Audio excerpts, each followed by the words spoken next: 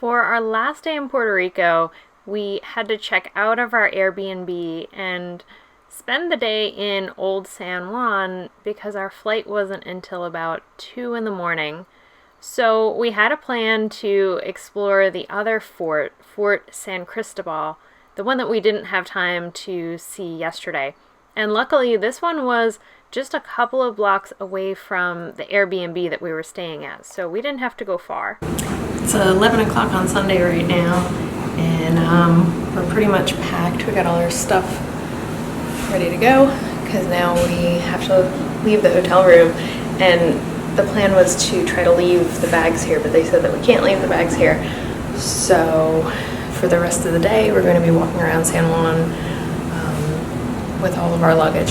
So the good thing is that the Patagonia bag that I use actually has a backpack feature. So I take off the shoulder strap, and then these are the backpack straps, which is super helpful. I think we use that in Ecuador as well. And then my bag that I've been using also has a backpack feature, but I switched it back to the shoulder strap so that I can have that on my back and then that on my shoulder. And then Patrick has his backpack, which is actually his motorcycle backpack, and the Timbuktu bag, which is our camera bag, which is his personal bag when we fly. So then we'll take it all and put it back into that orange duffel so that we have a single checked bag to save us money. And I think that's worked out pretty well, but we'll see how we feel after a full day of like walking around like pack mules. This is going to be interesting. See if we get to do anything today. A lot of coffee areas today. Yeah, we might just be doing a lot of like sitting, putting the bags down. Yeah. All right. The one weird thing about this room, it's cool. Like the loft is cool. The ceiling's really neat. The stairs are a little bit treacherous, and there's no window. So I woke up at like almost 6 o'clock this morning, and I was like, is the sun out? I don't know. And I had to open the door and look outside to see if the sun was out, because you have zero exposure to outside light. Kind of strange. It's like the opposite of the room we were in the rainforest, which was like 3 sides of just windows and all open air. So very different. All right, here we go. I can't get out without the key. It seems like a serious fire hazard. Thank you. Okay, that's Thank you very much.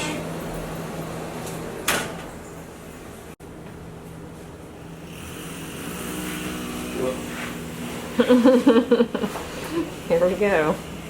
This is what I'm thinking. Did I really need that extra shirt? I probably could have left that extra shirt at home. I definitely could have packed lighter. My extra pair of pants. I didn't need them. No, I didn't. I still have shirts in there that I didn't wear yet. My long sleeve shirt I didn't need. Yeah. All right, next time, pack lighter. You don't know how dirty you're gonna get. Yeah, well, that's what I was thinking. Muddy or anything. Good? Okay, let's go.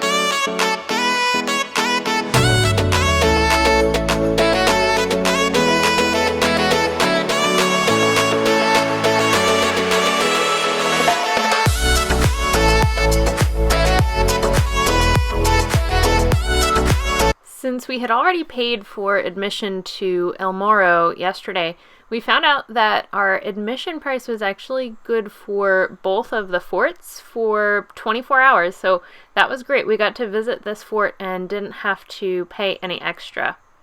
This worked out really well too, because Fort San Cristobal ended up having a lot of benches and little areas that we could find to sit down for a few minutes and still get to enjoy being in the fort, but we got to rest and put our bags down for a little while.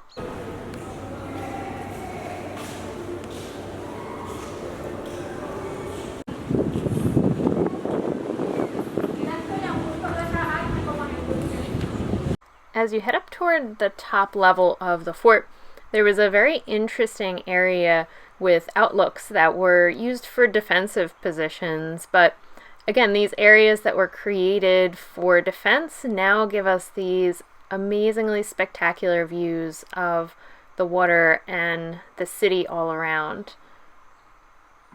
It takes a little bit of climbing, and especially because we had all of our luggage with us, it was a bit of work, but definitely worth it for the view.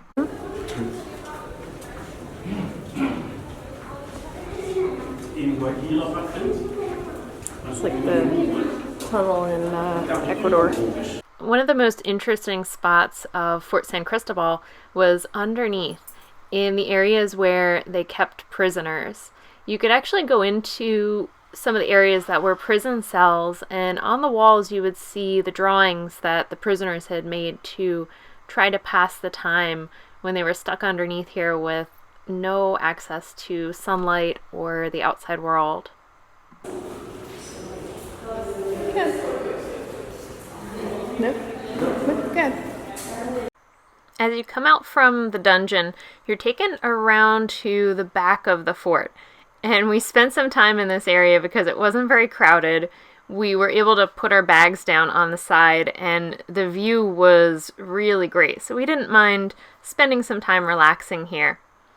At the end of the fort, there is a famous sentry box called the Devil's Sentry Box. And there are all sorts of stories that go along with it, that the soldiers that were stationed in this particular sentry box would see ghosts in the middle of the night, or some of them just vanished and there was no record of where they went. They never found any trace.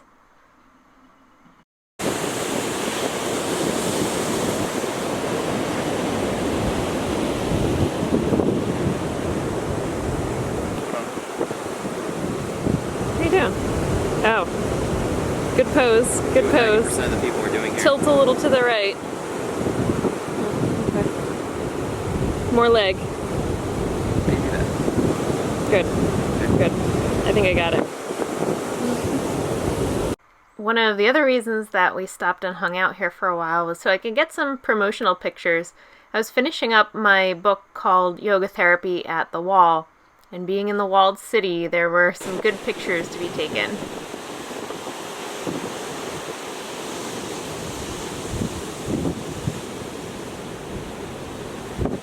As you continue around to the back of Fort San Cristobal, there's a big open area that was used for defensive purposes, but it was a great spot to soak in some sun, to enjoy the views of the beach, and we were able to use our solar charger because we found a bench, so we got to sit down and put our bags down. But we left the solar charger out in the sun here because this was our last opportunity to charge our cell phones and our camera batteries as we were getting ready to board our plane later that night. So we had no other access to electricity, but it was pretty helpful.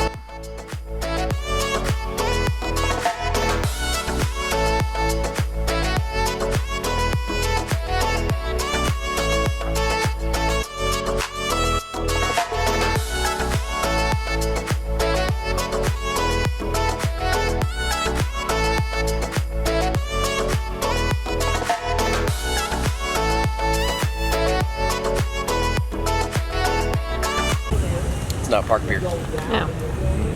What is it? Coconut. Like water ice, I guess. Oh. See, that looks better than what we had yesterday.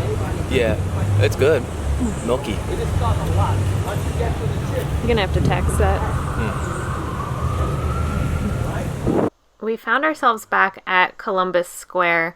We ate lunch at this cafeteria style food court right across the street and then got to enjoy some dessert.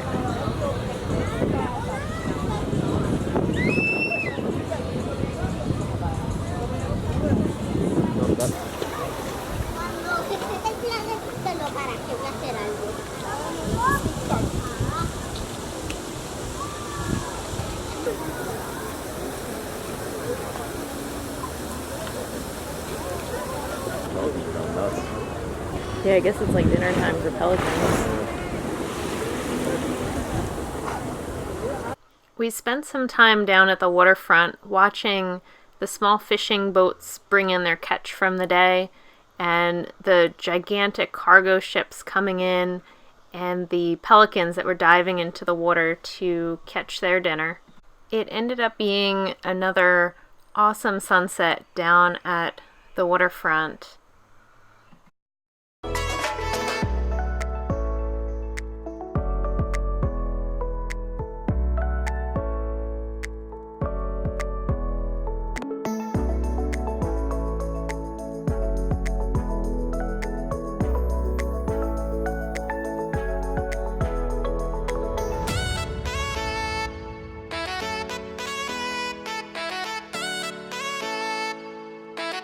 After sunset, we walked back up the promenade, and we came across this group that was playing music, and people were taking turns reading different passages.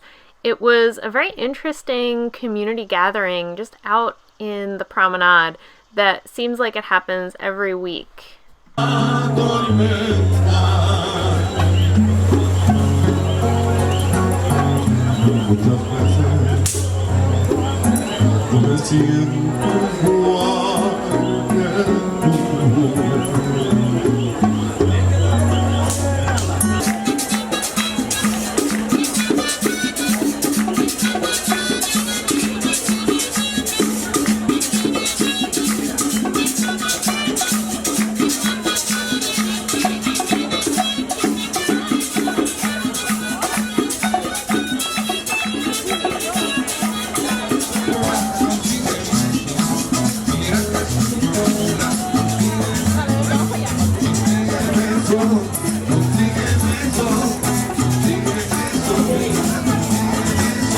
Our last stop of the trip was the Triana Tapas and Flamenco restaurant. When we were walking toward the promenade, we were handed this flyer, and we asked the lady who handed it to us if she would mind us bringing our bags with us to dinner, and she said absolutely not. We could come and get food and watch the show. They would find a spot for our bags. So that won us over. We figured dinner and a show would be an awesome way to spend our last couple of hours in Puerto Rico before we had to head back to the airport. And I'm so glad that we did. It was just a very fun and different experience, and it was my first time having tapas.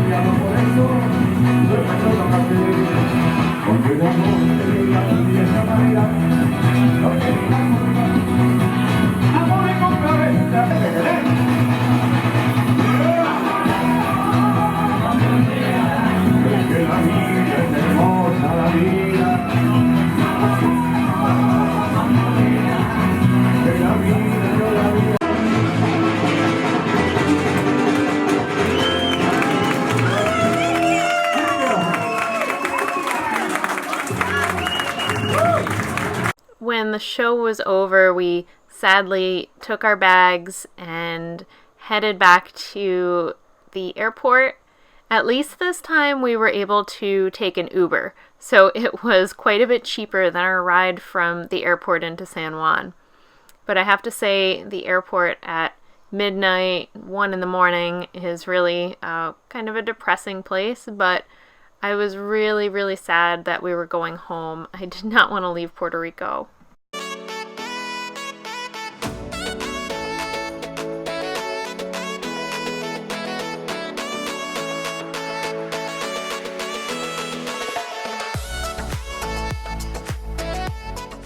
Favorite part of the trip?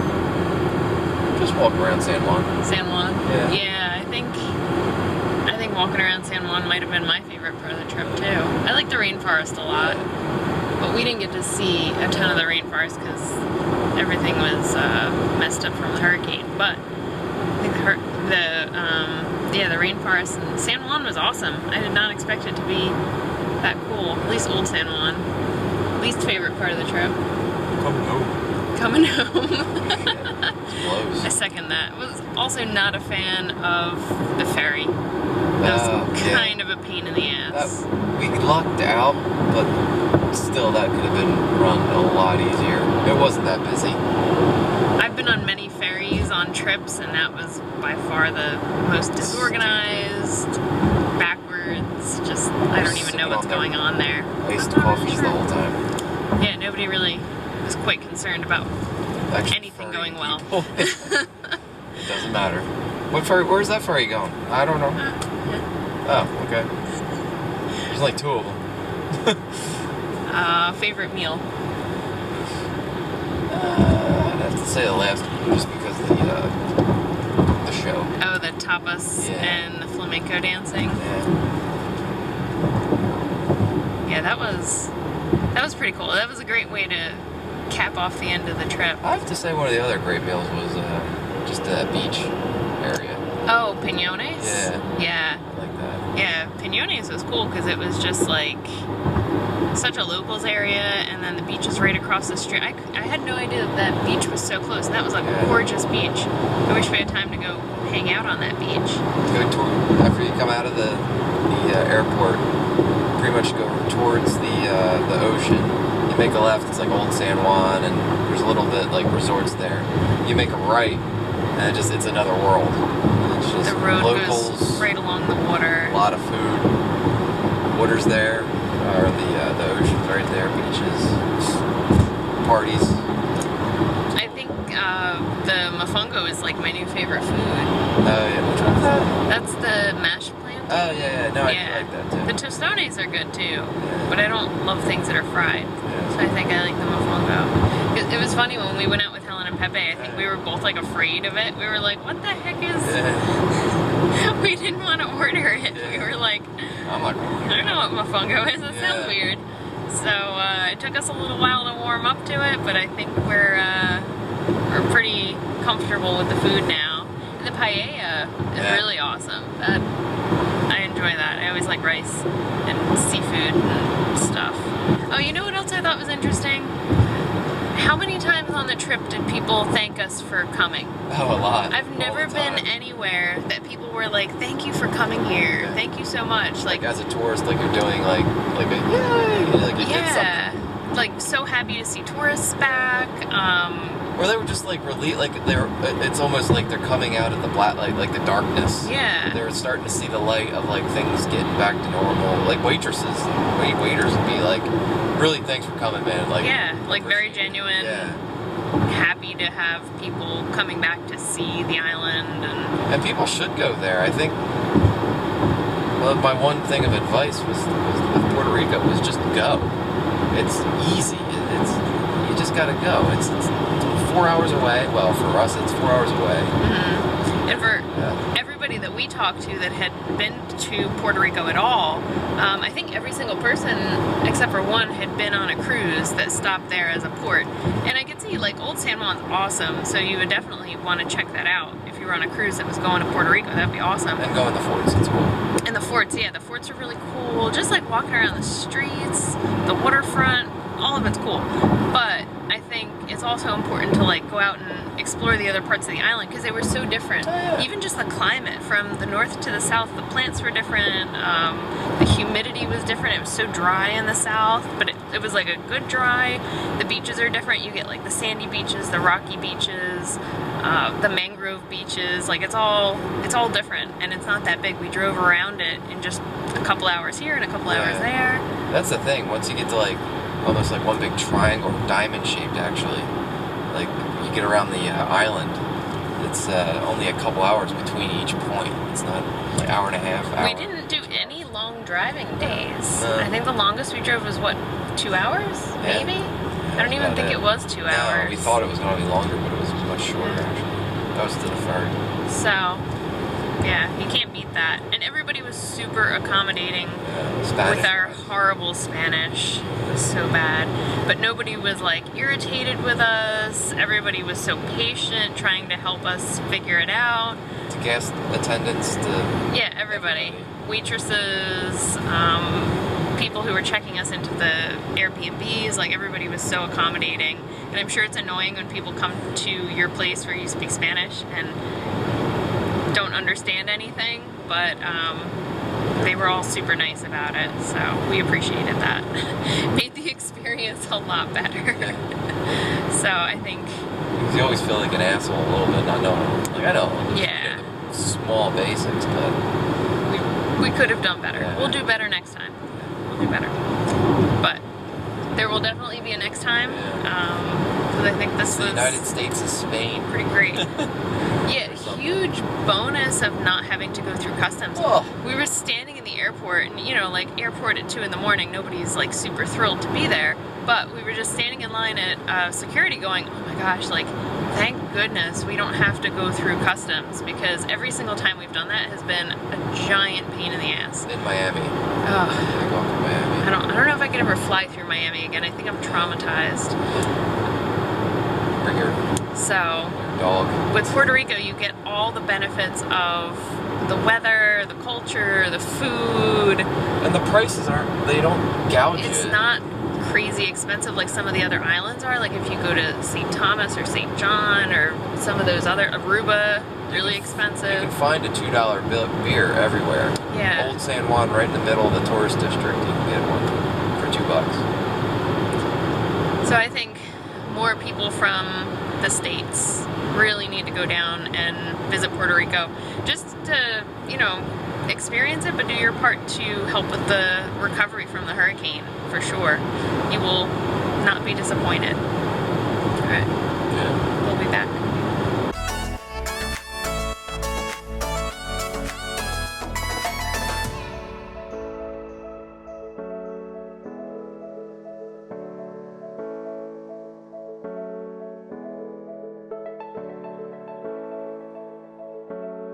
Here's a breakdown of the budget that we had for our trip to Puerto Rico. It was a 10-day trip, and with our flight on Frontier, which is a budget airline, our rental car, and the Airbnbs that we stayed in, the total spent was about $900 a person, not counting what it cost for us to board Redford when we were away. Oh, Redford's home! Yay!